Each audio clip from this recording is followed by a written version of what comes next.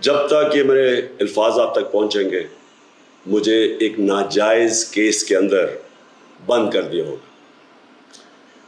اس سے ایک چیز آپ سب کو واضح ہو جانی چاہیے کہ پاکستان میں جو فنڈامنٹل رائٹس ہیں، جو ہمارے آئین ہمیں حقوق دیتا ہے، جو جمہوریت ہے، وہ دفن ہو چکی ہے۔ اور ہو سکتا ہے کہ اس کے بعد مجھے موقع نہ ملے آپ سے مخاطب ہونے کا، اس لیے میں 2-3 باتیں آپ سے کرنا چاہتا ہوں آج۔ سب سے پہلے پاکستان کی جو قوم ہے وہ مجھے 50 سال سے جانتی ہے۔ میں پبلک میں 50 سال سے کبھی میں نے نہ پاکستان کے آئین کے خلاف کیا ہوں، نہ میں نے کبھی پاکستان کا قانون توڑا ہے۔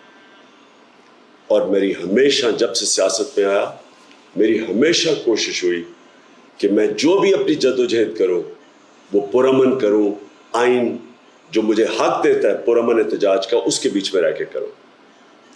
آج یہ جو کیا جا رہا ہے یہ اس لیے نہیں کیا جا رہا کہ میں نے کوئی قانون توڑا ہے، یہ صرف اس لیے کیا جا رہا ہے کہ یہ چاہتے ہیں کہ میں جو حقیقی آزادی کی تحریک ہے اس سے پیچھے ہٹوں۔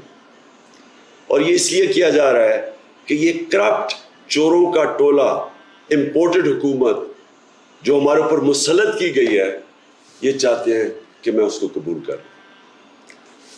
میں آج آپ سب سے اپیل کر رہا ہوں کہ آپ کو اپنے حقوق کے لیے، اپنی حقیقی آزادی کے لیے سب کو نکلنا پڑے گا۔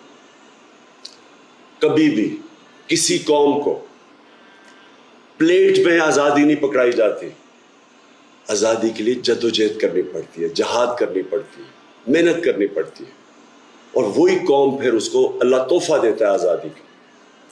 یہ وقت آ گیا ہے کہ آپ سب اپنے حقوق کے لیے نکلیں۔